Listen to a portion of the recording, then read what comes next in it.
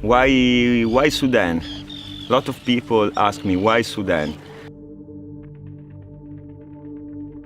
It's really hard to describe Sudan in a way that would actually do it justice. I think it's probably one of the strangest places I've ever been.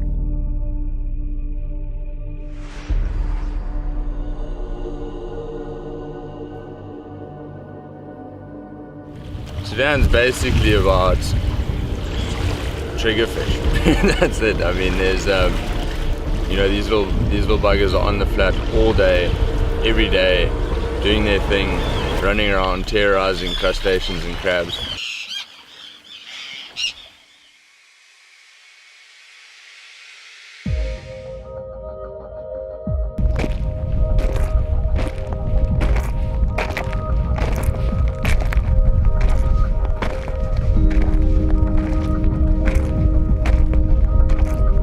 On the one hand, you've got the Nubian desert, which goes on for miles and miles and miles and miles, and there's absolutely nothing, no life, no fresh water. And on the other edge, you get this marine paradise, which is just teeming with life. It's full of fish. And this stark contrast in itself is enough reason to come and fish in Sudan. 6 years ago, we joined a diving group, and we discovered that it was just incredible. Just as we put the mask, we figured out that this was our place. We can't say that is the best destination in the world for jigs, because we can't say this, but still we are hooking a very good number of jigs. It's really difficult to land a GT in Sudan. The environment is so alive. Everything is so sharp. It's a challenging, different fishery in a sense that you are always on your toes. Your gear is constantly being tested. You're making casts, your leaders are being cut off, your flies are being broken.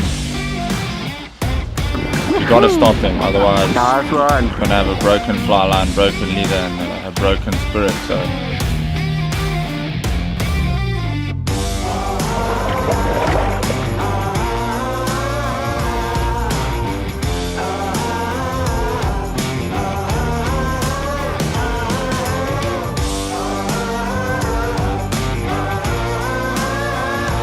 You know, every year we learn more and more, and we find out where to go and how to do things, and it's just getting better and better as you go.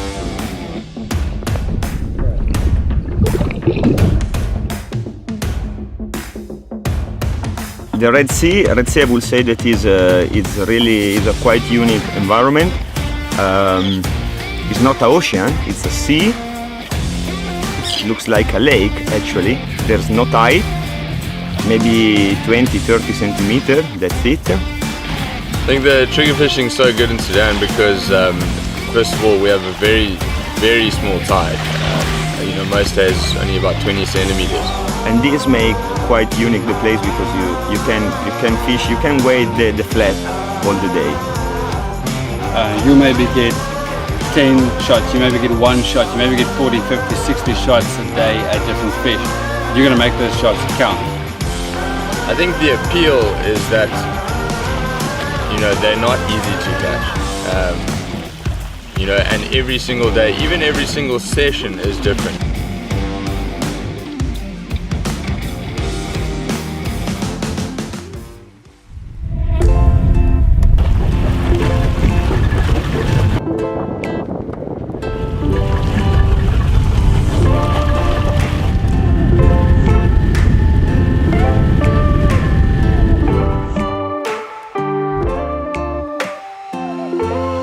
Triggerfish, what about triggerfish?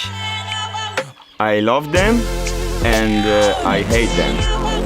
We love them and we hate them. I mean, you'll hear it from everybody who fishes here. They're incredibly frustrating fish, but at the same time, so rewarding.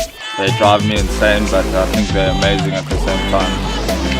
And, you know, people should have a good respect for these little buggers. I'm learning still now, after 6 years, I'm still learning. Every day is a new day for trigger.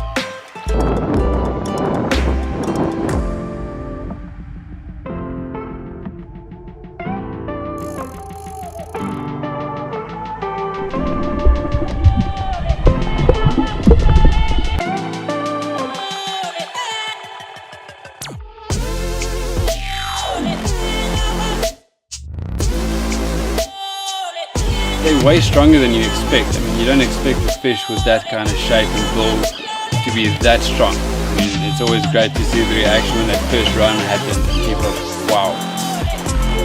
When I look at a trigger, I don't think it should be as strong as it is. That's the first thing that it takes me away every time. Physically, it's just a weird, awkward looking, very beautiful, but weird and awkward looking little thing. And you know, most of the guests who are getting them for the first time are completely shocked. They have no idea where this power. They just assume they've hooked something else. No triggerfish is the same. You can catch 100 different triggerfish and every experience will be different. Every time it will be unique. Some will bite the line, some will bite the hook. Others, you set it as hard as you can and it's just floundering around there and the hook just falls out of its mouth. Others will try and run you into the coral or take you into holes and you have to go and dive them out.